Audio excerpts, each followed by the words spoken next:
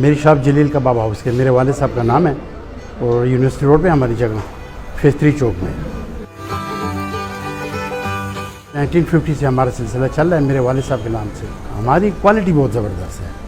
हमारा जो गोश्त इस्तेमाल करते हैं इसमें जो मसाले लगते हैं तो नो कंप्रोमाइज़ किसी के साथ। ये अपनी निगरानी में हम सब करते हैं और क्वालिटी ज़बरदस्त देते हैं।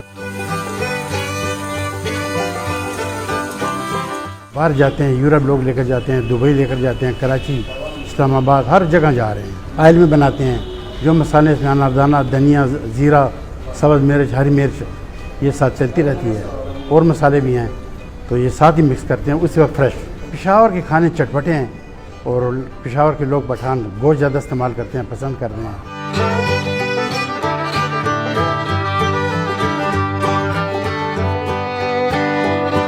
زما نوم مسابق دی او د لور ډیر تیمرګر سره تعلق ساتم او دلته سبق وایم پاتې کېږم پېښور کې. د خوراک باره کې د پېښور روایتي چې کومې خوراکونه دي په هغې کې قسمه قسم خوراکونه دي چې پکې ریتا راځي، پکې باربیکیو کوم تیکه ده هغه راځي، پکې کړایي پکې راځي، بیا پکې پټه تیکه ورته وایي یو قسم دی هغه پکې.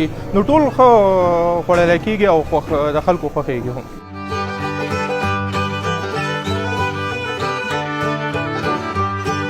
طریقه د هر یو خوراک جدا ده، خوند هم د هغې ټیسټ چې کوم دی نو هغه هم جدا دی.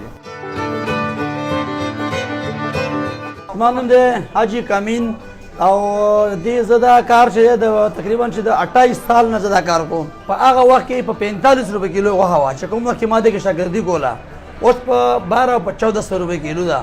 او دلته زموږ دا خلک ډېر لرې لرې ځایونو نه راځي. پېښور خو باسم پېښور دی او چارسده، مردان او سوات، بټخیله، منګوره ده، صوابۍ د ټولو ځایونو نه موږ خلک راځي.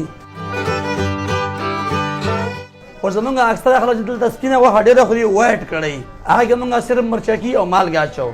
او بقیه خلک چې کوم دي دا باربیکیو سیخ تیکه ډېره خوري، سیخ تیکې ته موږ دم ورکوو.